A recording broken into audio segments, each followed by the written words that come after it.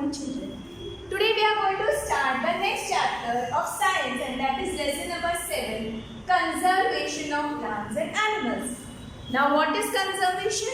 Conservation का मतलब है हमें ध्यान रखना है जो भी स्पीसीज बची है एनिमल्स एंड प्लांट्स की, उनको अपने एनवायरनमेंट को उसको संभाल के रखना है, यानी plants that is flora and animals that is fauna.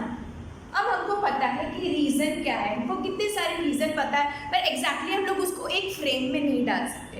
तो इस चैप्टर के अंदर हम लोग डिटेल में जानेंगे कि हम इसको कैसे संभाल के रख सकते हैं. अभी हमारे यहाँ पे बहुत सारी वैरायटी है, फूलों की भी और एनिमल्स की भी. खूब सारी अच्छी अच्छी क्वालिटी के होते हैं, ये हमारे अर्थ में है. लेकिन हो क्या रहा है, ये है वो धीरे धीरे खत्म होते जाता है. ये हमारे सर्वाइवल के लिए बहुत ही ज़रूरी है.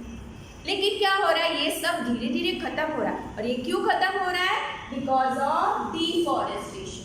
अब हम जानेंगे कि डिफॉरेस्टेशन का मतलब क्या होता है. डिफॉरेस्टेशन बहुत सिंपल है. डिफॉरेस्टेशन का मतलब होता है ट्रीज कट करना. पर डिफॉरेस्टेशन में ऐसा नहीं होता कि सिर्फ एक या दो ट्री हम लोग कट कर रहे हैं. बहुत सारी ट्रीज है, जैसे फॉरेस्ट हम लोग क्लियर कर रहे हैं. खूब सारी ट्रीज जब हम लोग कट करते हैं यानी फॉरेस्ट को कम कर रहे हैं, उसको डिफॉरेस्टेशन होता है. Clearing of forest and using that land for other purpose. अभी किस किस चीज़ों के लिए डिफॉरेस्टेशन हो सकता है? तो सबसे पहला रीजन है प्रेफरिंग लैंड फॉर कल्टीवेशन, यानी हम लोग फॉरेस्ट कट करते हैं किसके लिए? कोई कैश क्रॉप ग्रो करने के लिए, जिससे हमको बहुत सारा पैसे मिल सकता है. ऐसे क्रॉप्स ग्रो करेंगे जो इकोनॉमी के लिए हमारे लिए बेनिफिशियल है, हमको बहुत सारा पैसा मिल सकता है. तो हम लोग वो ग्राउंड क्लियर करते हैं, ट्रीज को कट कर देते हैं और ऐसे कल्टीवेशन करते हैं जो जिससे हमें ज़्यादा पैसे मिल सकते हैं और हम लोग रिच हो सकते हैं. तो उसके लिए एक होता है. सेकेंड होता है बिल्डिंग हाउसेज एंड फैक्ट्रीज. नए नए घर बनाने के लिए लैंड खाली होता है तो वो लोग क्या करते हैं, वो सारे ट्रीज को कट कर देते हैं, छोटे छोटे प्लांट्स वगैरह ग्राउंड क्लियर कर देते हैं और बड़ी बड़ी बिल्डिंगें बनाते हैं. दूसरा फैक्ट्रीज बनाने के लिए वो आइसोलेटेड एरियाज होते हैं जहाँ पे पोल्यूशन के लोगों को अफेक्ट नहीं करेगा. ऐसे एकदम ही एम्प्टी प्लेसेस होते हैं जहाँ पे खूब सारी ट्रीज होती है, उनको वो लोग कट कर देते हैं और वहाँ पे बड़ी बड़ी फैक्ट्री बनाते हैं. दूसरी जगह है मेकिंग फर्नीचर. हम लोग क्या करते हैं अपने घर में सुंदर सा फर्नीचर बनाने के लिए. हमारे पास तो लकड़ा आता है, हमारे पास तो वुड आता है, लेकिन ये वुड कहाँ से आता है? ट्रीज फॉरेस्ट में से ये सारा वुड आता है और इसके वजह से डिफॉरेस्टेशन होता है. या तो जो वुड वो लोग कट करते हैं एज अ फ्यूल भी यूज होता है. फ्यूल यानी उसको हीट करते हैं. वो लकड़े को कट करके कोई लोग खाना बनाते हैं, कोई लोग अपने फैक्ट्रीज में यूज करते हैं. नेचुरल कॉज क्या होगा? ये सब तो ह्यूमन एक्टिविटी था जो जिसकी वजह से हमारी वजह से डिफॉरेस्टेशन. लेकिन दूसरे नेचुरल कॉजेस क्या होता है? जब फॉरेस्ट में फायर लगती है, फॉरेस्ट में फायर लगती है तो पूरा वुड ही होता है. आपको पता है वुड एकदम ही फायर कैच करता है. तो वो ह्यूमन के रीजन की वजह से नहीं होता है, अपने आप से फॉरेस्ट में फायर हो जाती है तो उसके अंदर बहुत सारे एनिमल्स भी जल जाते हैं और बहुत सारे ट्रीज का भी डैमेज हो जाता है. और दूसरा होता है सीवियर ड्राउट्स. अभी ये नेचुरल कॉजेज है. ड्राउट्स का मतलब है कि जब बहुत ही कम रेन होती है, काफ़ी सालों 2-3 सालों तक, तो बिल्कुल ही पानी मिलता नहीं है. तो ये किसकी वजह से होता है? डिफॉरेस्टेशन की वजह से होता है. डिफॉरेस्टेशन की वजह से अभी हम लोग देखते हैं और उसका आगे भी हम लोग जानेंगे कि डिफॉरेस्टेशन की वजह से क्या होता है कि ट्रीज जो होती है बहुत सारा कार्बन डाइऑक्साइड है वो कंज्यूम करती है. अगर आप भी सोचिए एक बहुत बड़ा फॉरेस्ट है और बहुत बड़ा फॉरेस्ट है, उसमें छोटे ट्रीज है, क्लाइंबर्स है, क्रीपर्स है, खूब सारी अलग अलग श्रब्स है. खाली ट्रीज ही नहीं मतलब सारे होते हैं, जो भी प्लांट्स वगैरह सब कुछ होते हैं, वो क्या कंज्यूम करते हैं अपना खाना बनाने के लिए? Carbon dioxide. अगर कार्बन डाइऑक्साइड यही कार्बन डाइऑक्साइड एटमॉस्फेयर में रहेगा तो क्या होगा? ग्लोबल वार्मिंग होगा, क्योंकि ट्रीज जितना कार्बन डाइऑक्साइड कोई भी कंज्यूम नहीं कर सकता है. ट्रीज कार्बन डाइऑक्साइड कंज्यूम करता है और हमको ऑक्सीजन देता है इन प्रेजेंस ऑफ सनलाइट जब वो खाना बनाता है. और ट्रीज दूसरा क्या करती है? ट्रांसपिरेशन. ट्रीज के जो पत्ते होते हैं, जैसे वाटर वेपर होता है, वैसे सिमिलरली ट्रीज के पत्तों में से भी वाटर एटमॉस्फेयर में जाता है. ये वाटर साइकिल के लिए बहुत ही यूजफुल है. तो अगर ट्री को कट किया जाएगा तो ये भी बहुत ही डैमेजिंग होगा।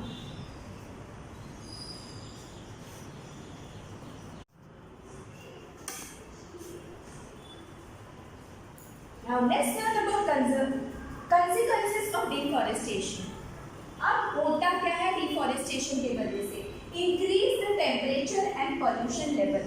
अब क्या हो जाता है, अगर ट्रीज नहीं रहेंगे, ट्रीज हमको क्या देते हैं, कूल शेड देते हैं, उनमें से ट्रांसपिरेशन भी होता है। I explain to you earlier.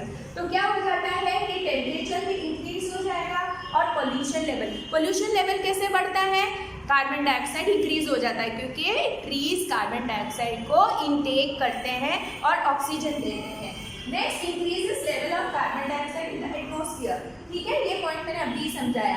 जैसे कार्बन डाइऑक्साइड बढ़ जाता है क्योंकि ट्रीज जो खाना बनाने के लिए लेता है कार्बन डाइऑक्साइड, वो फिर अगर ट्री चली जाएगी, ट्री को कट कर देंगे तो कौन लेगा carbon dioxide. Next is ground water level gets lowered. अब क्या होगा, नीचे जमीन जैसे बारिश आती है तो बारिश का पानी होता है, रिवर का पानी में धीरे धीरे नीचे ग्राउंड के अंदर चला जाता है। उसकी वजह से जब हम वेल्स वगैरह खोदते हैं कि ट्यूबवेल्स वगैरह होते हैं तो अंडरग्राउंड से हम लोगों को वाटर भी अवेलेबल होता है, तो वो जो ग्राउंड लेवल है वो बहुत कम हो जाता है। और हम लोगों ने बहुत टाइम ये भी देखा है कि वेल वाटर है वो भी बहुत वेल भी सूख जाती है। Now next is disturbance balances in the nature. अभी अगर कार्बन डाइऑक्साइड ऑक्सीजन का गैस का बैलेंस भी डिस्टर्ब हो जाता है एटमॉस्फेयर के अंदर। Next, rainfall and fertility of the soil will decrease. अब ऊपर का लेयर डिफॉरेस्टेशन होगा तो क्या होगा, सॉइल इरोजन होगा। और जब सॉइल इरोजन होगा या तो विंड है, हवा से हो सकता है कि टॉप लेयर ऑफ सॉइल चली जाती है, अगर हवा से नहीं होती है तो होगा वाटर से, जैसे फ्लड्स होते हैं, तो इससे सॉइल इरोजन होगा और उसकी वजह से टॉप लेयर का सॉइल चला जाएगा और फर्टिलिटी सॉइल की कम हो जाएगी। अगर ट्रीज नहीं रहेंगे, रूट्स पकड़ के रखते हैं पानी को, तो वो भी पॉसिबल नहीं रहेगा। Floods and droughts will increase. अब फ्लड और ड्राउट इंक्रीज हो जाएगा। फ्लड का मतलब है कि बहुत सारा पानी जमीन में आ जाता है, और दूसरा ड्राउट का मतलब ये होता है कि बहुत टाइम तक बारिश ही नहीं आती है। जब सारा बैलेंस चेंज हो जाता है, टेम्परेचर इंक्रीज हो जाता है, टेम्परेचर इंक्रीज की वजह से हो जाता है ग्लोबल वार्मिंग, क्योंकि कार्बन डाइऑक्साइड अपने एटमॉस्फेयर में इंक्रीज हो जाता है तो खूब सारा टेम्परेचर यानी गर्मी भी खूब सारी बढ़ जाती है। इसकी वजह से सारा पानी सूख जाता है, रेनफॉल भी नहीं होता है। अगर ट्रीज नहीं रहेगी तो रेनफॉल भी नहीं होगा और वो वाटर साइकिल पूरी चेंज हो जाएगी। जब ज़्यादा कार्बन डाइऑक्साइड एटमॉस्फेयर में रहेंगे तो ड्राउट होगा तो लोगों को खाने के लिए ग्रेन्स ग्रो नहीं होंगे, पानी नहीं होगी, ज़मीन पूरी सूख जाएगी, तो उसमें हम लोग ना कुछ खाने का ग्रो कर सकते हैं ना ग्रो होगा और ड्राउट आ जाएगा, फेमन एंड ड्राउट आ जाएगा। फीवर ट्रीज सॉइल इरोजन होगा, कम ट्रीज रहेगी तो सॉइल इरोजन भी ज़्यादा रहेगा।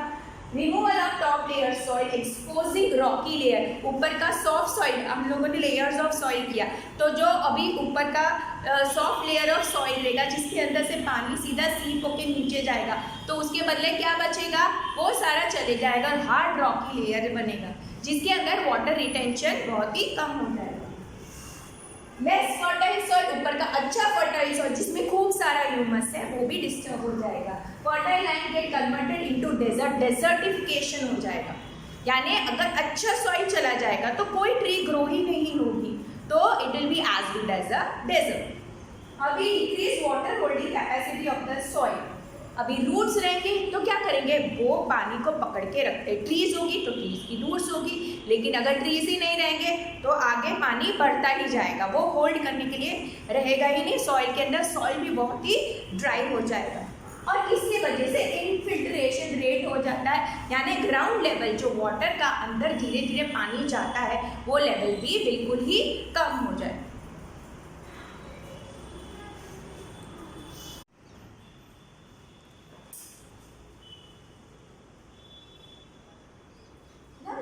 Children, why are forests important to us?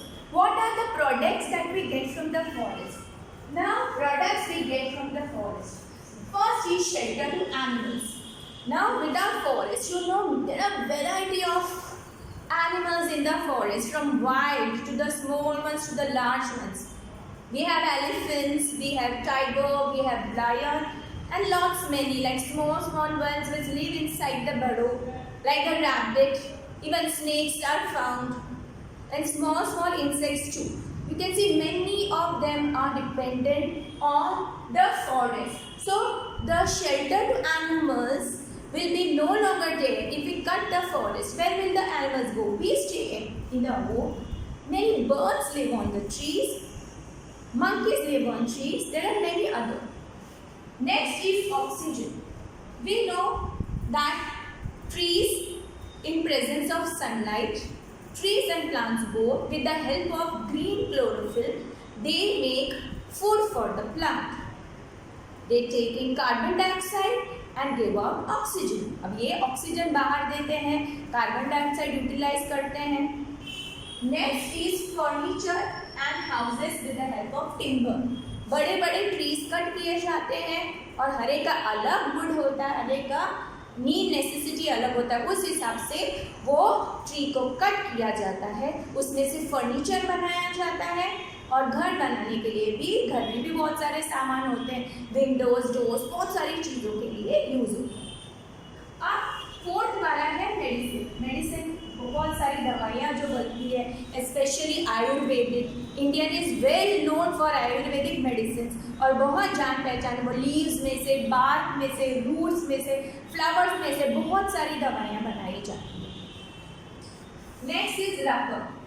Rubber is also obtained from the tree. Now, the liquid sap of latex is obtained कैसे? Making a cut in the tree and collecting the sap. वो liquid को collect किया जाता है. And then rubber is made. सबसे पहले उसमें ammonia mix करा जाता है ताकि वो लिक्विड फॉर्म में रहे. बाद में एसिड डाल के उसको स्ट्रॉन्ग बनाया जाता है रबर को. हीना, वो हम लोग मेहंदी लगाते हैं हाथों में, बाल कलर करके डाई करने के लिए. We are making henna tattoos यानी मेहंदी. वो भी प्लांट में ग्रो होती है, उसके लीव्स को क्रश करके, ड्राई करके बनाया जाता है. Next is fruits. We are fond of many fruits like jamun, then mango. Mango is the favourite fruit. So many fruits we obtain from the trees. Next is chocolate. Now we are talking about chocolate that is obtained from cocoa seeds. Chocolate अपना favorite है. उसको cocoa seeds में से आगे सब किया जाता है प्रोसेसिंग और उसके बाद में उसकी चॉकलेट बनती है. चिविंगम. चिविंगम पहले ग्रीक के ज़माने में भी ये मैस्टिक ट्री में से गम ऑब्टेन किया जाता था, उसके अंदर स्वीटनर ऐड किया जाता था. चिविंगम को क्या माना जाता था? पहले की लेडीज जो यूज़ करती थी वो टीथ क्लीन करने के लिए और मुंह में से स्वीट स्मेल आने के लिए. आजकल लेटेस्ट वे में गम से च्युइंगम बनाया जाता है. Next is sponges. वो स्पॉन्ज जिससे हम लोग सब साफ, कांच वगैरह हम सब साफ करते हैं, डेलिकेट चीज़ें जिसमें स्क्रैचेस ना पड़े, तो वो जो स्पॉन्ज होता है वो कॉटन फाइबर और वुल कल्चर से बनाया जाता है. And many other things also we get from the forest.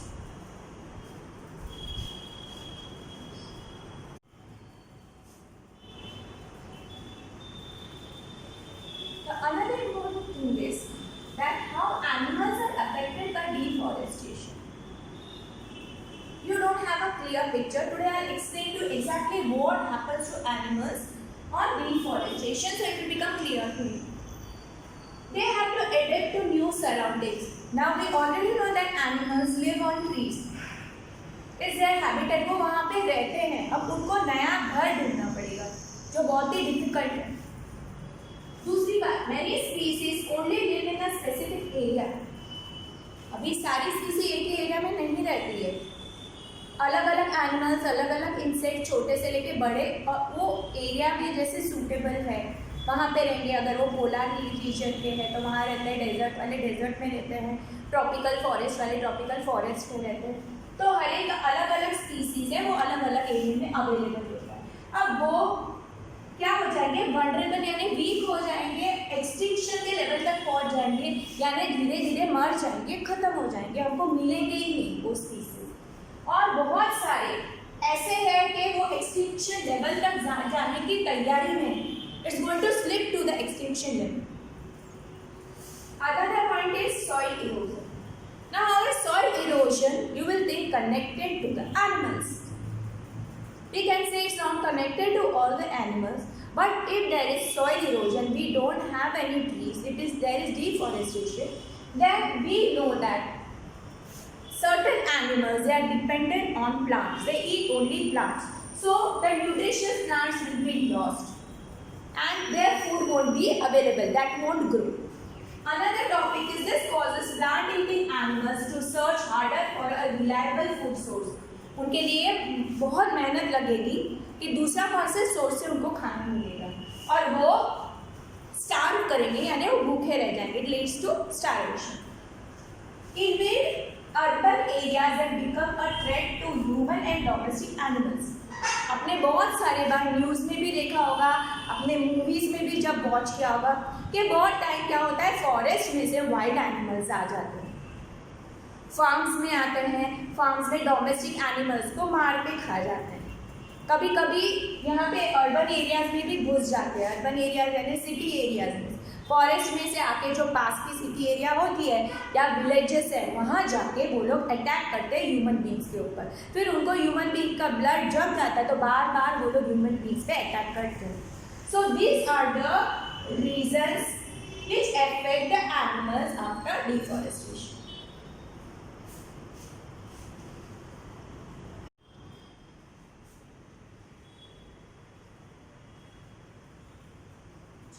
Pay attention in this topic.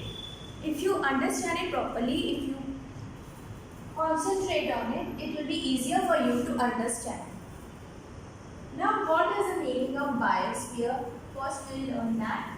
Then we will come to biodiversity reserves. Now, what about biosphere?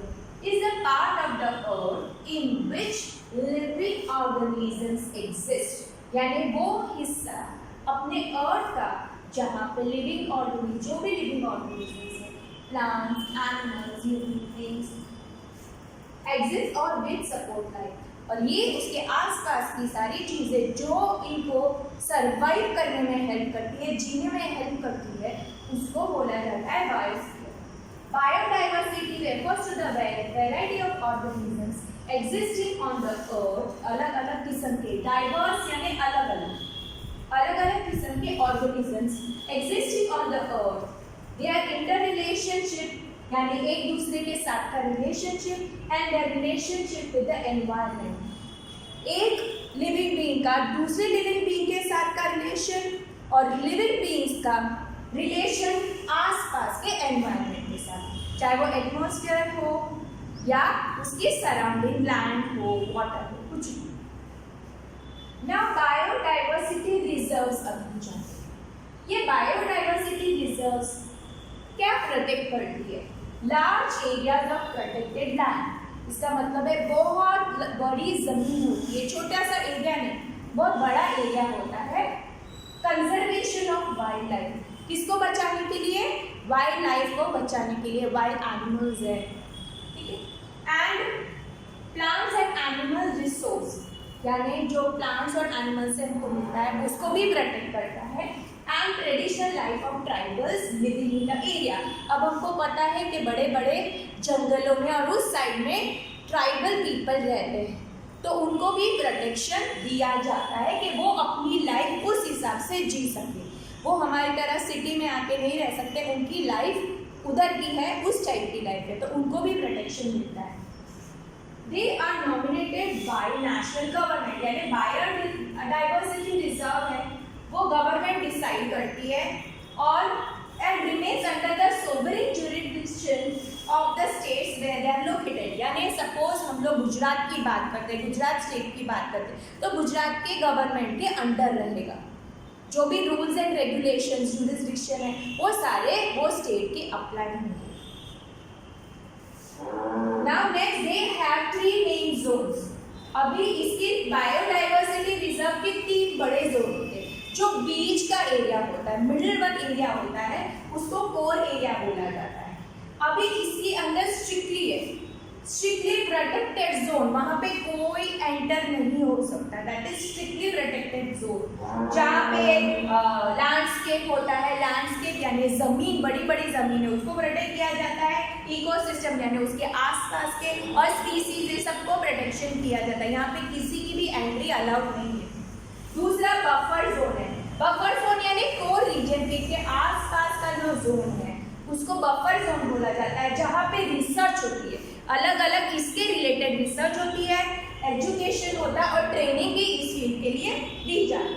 और उसके बाहर वाला इलाका, सबसे लास्ट वाला इलाका है दैट इज ट्रांजिशन एरिया, जहाँ पे कम्युनिटीज रह सकते हैं, लोग रह सकते हैं। इकोनॉमिक एक्टिविटीज यानी खरीदना बेचना, सारी ह्यूमन एक्टिविटीज यहाँ पे। I hope you have clearly understood this topic.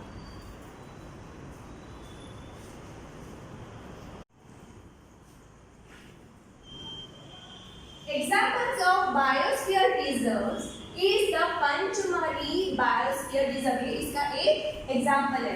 अभी पंचमढ़ी बायोस्फीयर रिजर्व में दो है, एक तो नेशनल पार्क है, वन नेशनल पार्क जिसका नाम है सतपुड़ा, और दो वाइल्ड लाइफ सेंचुरी है, एक बोरी है और एक है पंचमढ़ी। अब हम बात करेंगे फ्लोरा एंड फौना की। फ्लोरा का मतलब है प्लांट्स के बारे में बात करें, फौना यानी एनिमल्स। पंचमढ़ी बायोस्फीयर रिजर्व में ये फ्लोरा एंड फौना की बात हो रही है। फ्लोरा में यानी प्लांट्स जैसे साल, टी, मैंगो, जामुन, सिल्वर फर, अर्जुन, ये एग्जांपल्स है प्लांट्स के। और फौना यानी एनिमल्स पाए जाते हैं वहाँ पे, chinkara, blue bull, barking deer, chital, leopard, wild dog, wolf etcetera, ये वहाँ पे पाए जाते हैं। एंडेमिक स्पीसीज का मतलब क्या होता है? एंडेमिक स्पीसीज वो स्पीसीज है जो कुछ एरिया में पाए जाते हैं, पर्टिकुलर एरिया में ही पाए जाते हैं, उसको दूसरे एरिया में हम नहीं ढूंढ सकते हैं। जैसे बिग स्क्विरल है, जायंट स्क्विरल है, उसकी टेल जो होती है, टेल बहुत ही फ्लफी होती है, और वहाँ पे फ्लाइंग स्क्विरल भी पाई जाती है। अभी ये जो ट्री है साल एंड वाइल्ड मैंगो भी एंडेमिक है। एंडेमिक यानी उसी एरिया के लिए वो फेमस है, वहीं पे पाएगा। इंटरब्रीडिंग स्पीसीज होती है वहाँ पे। इंटरब्रीडिंग स्पीसीज का मतलब क्या होता है? नेचुरल एनवायरनमेंट में वो लोग मल्टीप्लाई होता है, उनका रिप्रोडक्शन होता है। सपोज हम लोग एग्जाम्पल लेते हैं टाइगर एंड टाइग्रेस, वो ही एक ही किस्म की स्पीसी, वो लोग इंटरब्रीडिंग करेंगे और उनमें से बहुत सारे और पैदा होते हैं। तो टाइगर या तो टाइग्रेस कुछ भी पैदा होगी, उनके छोटे छोटे कब्स होते हैं, तो इनका इंटरब्रीडिंग भी नॉर्मल एटमॉस्फेयर के हिसाब से होता है।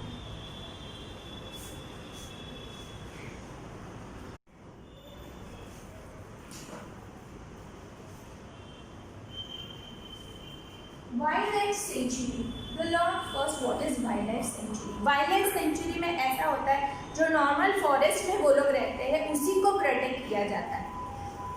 वाइल्ड लाइफ सेंचुरी में क्या होता है कि किलिंग, दैट इज पोचिंग, कभी कभी वो लोग पोचिंग वर्ड भी यूज करते हैं, तो ये जो किलिंग होता है that is not allowed. Neither के कोई एनिमल्स को हम लोग पकड़ ले, उनका शिकार करे या उनको पकड़ के ले जाएगा, वो बिल्कुल ही अलाउड नहीं है। in general is strictly prohibited यानी उनको जेल में डाला जाएगा। It is a criminal offence and punishable by law in all such places। अगर उन्होंने ऐसे कुछ भी किया, किसी भी जानवर की हंटिंग की या किसी भी एनिमल का स्मगलिंग हुआ, वहाँ से लेकर चले गए, तो उनके ऊपर एक्शन लिया जाएगा और उनके ऊपर केस भी हो सकता है, पनिशमेंट भी हो सकती है। Provide protection and suitable living conditions to wild animals, उनको थोड़ा सा हेल्प दिया जाता है, अच्छे कंडीशंस बनाए जाते हैं उनको रहने के लिए। एक्टिविटीज जहाँ पे अलाउड होती है, जैसे ह्यूमन एक्टिविटीज जो अलाउड की जाती है वहाँ पे रहने वाले लोगों के लिए, ग्रेजिंग बाय देयर लाइवस्टॉक यानी उनका जो भी कैटल होता है उन्होंने रखा होता है, उनके लिए जो ग्रास ईटिंग एनिमल्स होते हैं उन्होंने जो डोमेस्टिकेट किया है, जो उन्होंने पाला है, उनको ले आ सकते हैं और वहाँ पे घास चराने लेकर आ सकते हैं। कलेक्टिंग मेडिसिनल प्लांट्स, अभी वहाँ के लोगों को वो भी आइडिया होती है कि कौन से प्लांट्स में मेडिसिन है, तो वो भी अलाउ की जाती है। फायरवुड यानी आग जलाने के लिए लकड़ा भी काट के वो लोग ले जा सकते हैं। थ्रेटेंड वाइल्ड एनिमल्स यानी वहाँ पे कौन से एनिमल्स है जो थ्रेटेंड है, अभी बहुत ही कम पाए जाते हैं, जिनके खत्म होने का चांस है, जैसे black buck, white eyed buck, elephant, golden cat, pink headed duck, घड़ियाल, marsh crocodile, python and rhinoceros. They are protected and preserve, ताकि वो लोग अच्छे से बाहर रहे और धीरे धीरे वो बढ़ते जाए, ना कि कम हो। यूनिक लैंडस्केप, अभी यहाँ आसपास देखने बहुत ही बढ़िया यूनिक एकदम अलग किस्म के बढ़िया सीनरी होती है। फिर ब्रॉड लीव लेवल फॉरेस्ट यानी बहुत घने जंगल, माउंटेन फॉरेस्ट होते हैं, बुश लैंड्स होते हैं। इन डेल्टास ऑफ बिग रिवर, बड़े बड़े डेल्टास बड़े बड़े रिवर के डेल्टा एरिया में भी होते हैं। अभी even protected forest are not safe. क्यों प्रोटेक्टेड फॉरेस्ट सेफ नहीं है? क्योंकि आसपास से लोग आते हैं और उसको डिस्ट्रॉय करते हैं।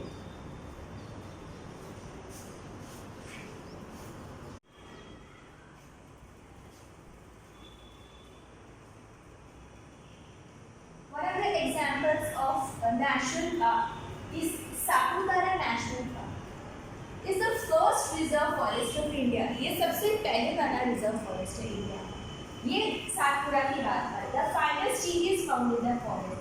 सबसे अच्छा वाला लकड़ा जिसका नाम टीक है वो मिला जाता है इस नेशनल पार्क में, इसके जंगल में। There are more than 100 national parks in India. अभी नेशनल पार्क कितने हैं इंडिया में? 100 नेशनल पार्क्स।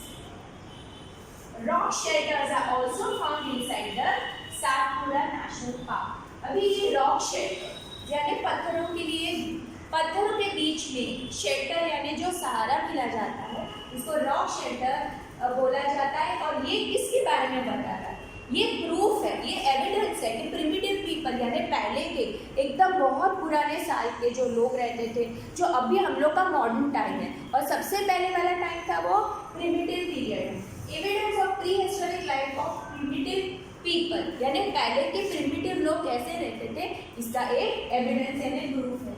रॉक पेंटिंग्स है, रॉक के ऊपर वो लोगों ने नेचुरल पेंट से बनाई हुई पेंटिंग्स है, are found in this shelter यानी इन शेल्टर। रॉक पेंटिंग्स किया गया है, तब के टाइम का आर्ट हमको पता चलता है। A total of 55 rock shelters ये वहाँ पे पाए जाते हैं। कहाँ पे पाए जाते हैं? 55 rock shelters Pachmarhi biosphere reserve में पाया जाता है। फिगर्स ऑफ एनिमल्स, कौन से पेंटिंग्स है?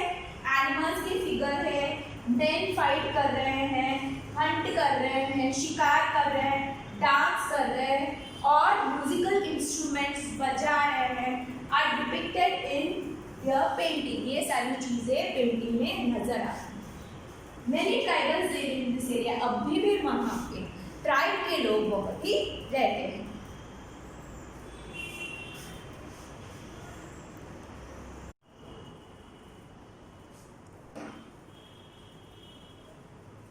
Project tiger. Project Tiger. Why Project Tiger? For the survival and maintenance of the tiger population of the country. अभी टाइगर पॉपुलेशन बहुत ही एक्सटेंड हो रहा था, धीरे धीरे बहुत ही कम हो रहा है, तो उनको बचाने के लिए ये टाइगर प्रोजेक्ट शुरू किया है अपने कंट्री में। अब वो टाइगर प्रोजेक्ट जब शुरू हुआ तो उनकी देखभाल की गई, उनको मेडिकल ट्रीटमेंट दिया गया। लेकिन कैसे?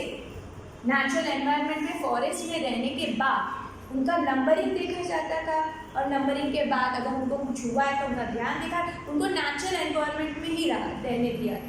उसके बाद में उस टाइप का ट्रीटमेंट हो रहा था जहां वो मल्टीप्लाई करके अपने वे में इंक्रीज कर सके। तो अब प्रोजेक्ट टाइगर के बाद सिग्निफिकेंट इंक्रीज हो गया है, हैव बीन सीन। हम देख सकते हैं कि काफ़ी टाइगर बढ़ रहे हैं। एंडेंजर्ड एनिमल्स, अभी जिस एनिमल का चले जाने का खतरा है वो लायंस, एलिफेंट, वाइल्ड बफेलोस, बारहसिंघा, ये एंडेंजर्ड एनिमल्स है यानी बहुत कम पाए जाते हैं। Survival of some animals has become difficult because of disturbances in their natural habitat. अभी बहुत सारे एनिमल्स का नेचुरल जो भी है, नेचुरल हैबिटेट, नेचुरल वहाँ जहाँ पे वो लोग अपने आप को अडेप्ट करते थे, जहाँ पे वो रहते थे, वो उसके सब में चेंजेस आने के बाद अब उनके लिए बहुत ही डिफिकल्ट हो गए। हंटिंग एक्टिविटीज, शिकारी लोग हैं, ग्रेजिंग यानी कैटल जो आती है वो ग्रास वगैरह खाती है, poaching, killing of animals, hunting, capturing of animals यानी एनिमल्स को पकड़ के दूसरी जगह पे स्मगल किया जाता है, और कलेक्शन ऑफ फायरवुड, जंगल में जाके फायरवुड कलेक्ट करना, फिर मेडिसिनल प्लांट सेलेक्ट करना आर नॉट अलाउड, ये सब यहाँ पे नेशनल रिजर्व में अलाउड नहीं है, यहाँ पे अलाउड नहीं है ये सारी चीजें। Small animals are much more in danger of being extinct than bigger animals. अब यहाँ पे किस चीज का खतरा होने वाला है? हम लोग नेशनल पार्क की बात करें, यहाँ पे कौन सी चीज की ज्यादा छोटे एनिमल्स को मारा दिया जाता है, जैसे कि snake, lizard, bats and owl. ये फूड चेन के लिए बहुत ही जरूरी है, इनका हर एक स्मॉल एनिमल होगा तो भी इनका एक बड़ा रोल होता है और लोग ये भूल जाते हैं और इनकी हंटिंग करके बड़े एनिमल्स से भी ज़्यादा इनको मार डाला जाता है। इसके लिए ये भी खतरे में है कि ये एक दिन ये भी एक्सटिंक्ट हो जाए। एंड इसके लिए हम लोगों को ये सब चीज़ों का ध्यान रखना चाहिए कि ना सिर्फ बड़े एनिमल्स का और छोटे एनिमल्स को भी नहीं मारना चाहिए।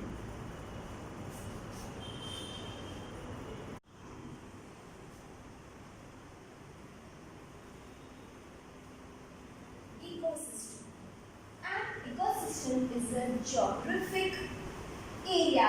Now this is a very easy explanation. It's a geographic area. यानी कि take any area. या तो desert ले लो, या तो तुम tropical region ले लो, rain forest region ले लो, polar region ले लो, कोई भी region आप लोगे, या तो related to aquatic भी ले लो, तो ये सारे। And ecosystem is a geographic area where plants, animals and other organisms, इसके अंदर किसकी बात की है? प्लांट की भी बात की है, एनिमल की भी बात की है और छोटे छोटे कीड़े वगैरह कोई भी organism, as well as weather and landscape, यानी इसके अंदर बायोटिक एबायोटिक दोनों फैक्टर्स है। वेदर भी आता है, मौसम भी आता है और आसपास का लैंडस्केप भी आता है। Work together to form a bubble of life, यानी लाइफ से रिलेटेड जो भी है वो सारा मिलकर इकोसिस्टम बनाता है। Ecosystem consist of biotic. अब इसके अंदर डिफरेंस बताया। बायोटिक का मतलब है जो लिविंग पार्ट, सारा लिविंग पार्ट है उसको बायोटिक बोला जाता है। And abiotic factors, abiotic factors कौन सा होता है? जो नॉन लिविंग होता है। बायोटिक फैक्टर्स के अंदर क्या क्या आता है? प्लांट, एनिमल्स और जो भी जीती हुई सारी चीजें होती है। और एबायोटिक में आएगा जो नॉन लिविंग। अभी एक रेड बुक डेटा, ये रेड बुक डेटा होती है जो वो लोग मेंटेन करते हैं। इट इज सोर्स बुक, यानी किस चीज की सोर्स है? Which keeps a record of all the endangered animals and plants. ये एक रेड बुक है, लेकिन किस चीज के लिए? उसके अंदर सब नोटेड डाउन है। एंडेंजर्ड स्पीसीज, यानी जिनके हमेशा खत्म हो जाने का चांस हो जाता है। एंडेंजर्ड स्पीसीज यानी प्लांट्स और एनिमल्स जो अभी भी है बहुत ही कम है और धीरे धीरे उनका खत्म होने का चांस भी है। It is maintained internationally by an organisation. अभी ये इंटरनेशनल लेवल पे भी रखी जाती है, सिर्फ अपने कंट्री का भी नहीं होता है, दूसरे कंट्रीज में भी एक इंटरनेशनल लेवल में कि कौन से कंट्री में कितने कौन से species of animals and plants हैं और कौन से धीरे धीरे खत्म होते जा रहे हैं। और इंडिया में भी इसको मेंटेन किया, अपने खुद की कंट्री के लिए सबका एक होता है और दूसरा इंटरनेशनली भी हर कंट्री का अलग अलग होता है। India also maintains red book data for plants and animals found in India. अभी इंडिया वाले किसकी बुक मेंटेन कर रहे हैं? खाली इंडिया के जो endangered species of plants and animals है। So that was about red book data. Data यानी information regarding endangered species. Migration. Birds who cover long distances to reach another land is known as migratory birds. Now migration can be related to anything, birds also. We can say अभी aquatic भी करते हैं, fish वगैरह भी migration करते हैं एक जगह से दूसरी जगह। पर इसके बारे में अभी बर्ड्स के बारे में बताया गया है। बर्ड्स जो है बहुत दूर दूर तक ट्रैवल करते हैं क्योंकि वहाँ की कंडीशन एकदम ठंडी होती है, वो ठंड बर्दाश्त नहीं कर सकते। इतनी ज़्यादा ठंडी होती है कि उनको कुछ समय के लिए जब तक वहाँ पे खूब सारी ठंडी है उस जगह को छोड़ के दूसरी जगह पर जाते हैं जहाँ पे थोड़ा सा वार्म क्लाइमेट है। So birds who cover long distances to reach another land is known as migratory birds. They fly to far away areas every year during a particular time. ये पर्टिकुलर टाइम पे ही वो लोग जाते हैं। Off because of climatic changes. Climate change होता है तब भी ये लोग जाते हैं, यूं ही नहीं जाते क्योंकि द कोल्ड बिकम्स अनबेरेबल। और ये लोग क्यों जाते हैं? एग्स वहाँ जाते हैं, वार्म क्लाइमेट में जाते हैं, एग्स ले करते हैं, फिर एग्स हैच होते हैं, उनके रिप्रोडक्शन होते हैं और मल्टीप्लाई करते हैं, क्योंकि वहाँ का जो उनका नेचुरल हैबिटेट होता है, नेचुरल हैबिटेट यानी वो जो कोल्ड प्लेसेस में वो लोग जो रह रहे हैं वो उनके लिए अनबेरेबल हो जाए, इसके लिए वहाँ से वो उड़कर आते हैं। They fly for laying eggs and because of the weather being very cold in their natural habitat, they lay their eggs where they are migrated.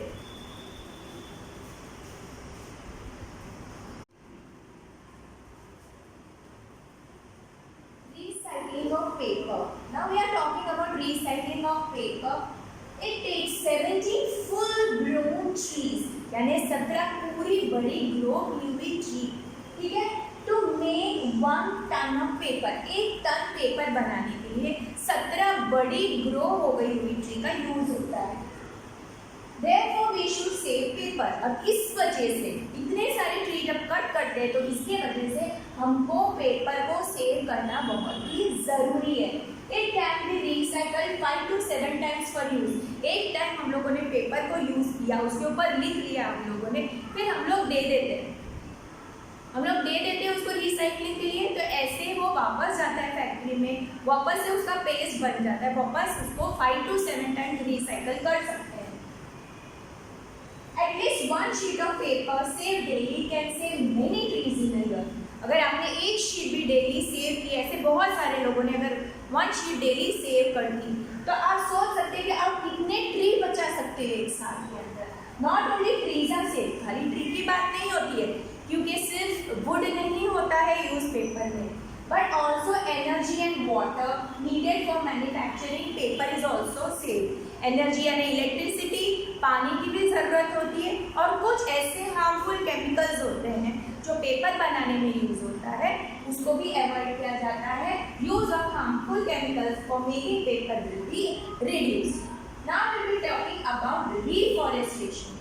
हम लोगों ने अब तक क्या बात किया था कि ट्रीज कट करते हैं तो क्या प्रॉब्लम आता है, तो अभी उस प्रॉब्लम को सॉल्व करने के लिए we are talking about reforestation. Reforestation is restocking of the destroyed forest. अगर फॉरेस्ट डिस्ट्रॉय हो गया तो उसको वापस फॉरेस्ट बनाने के लिए हमको क्या करना चाहिए? Bye planting new trees. अब ये कैसे हो सकता है? और हमको नई नई ट्री प्लांट कर, पर आपको एक बात पता होगी, ट्री कट करने का it takes hardly any time, लेकिन उसको नया ग्रो होने में बहुत टाइम लगता है।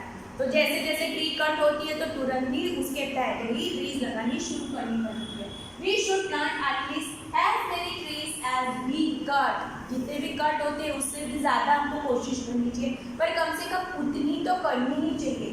Reforestation can take place naturally, और naturally भी हो सकता है reforestation if left undisturbed and it re-establishes itself। अगर हम लोगों ने environment पे छोड़ दिया, उस जगह को कोई हाथ नहीं लगाएगा या उसको ट्रीज को अपरूट नहीं करके छोटे छोटे प्लांट्स ग्रो और अपने आप पूरा वापस भर जाएगा अगर उस जगह को अनडिस्टर्ब छोड़ा जाए। आप लोगों ने देखी होगी बहुत सारी ज़मीन ऐसी होती है वहाँ पे it's just left like this, और वहाँ पे पूरे घने झाड़ है, बहुत सारे बुशेस है, क्रीपर्स है, ओपन एरिया में भी बहुत हम लोग देखते हैं, तो वो नेचुरली अपने आप नेचर ही ग्रो करता है।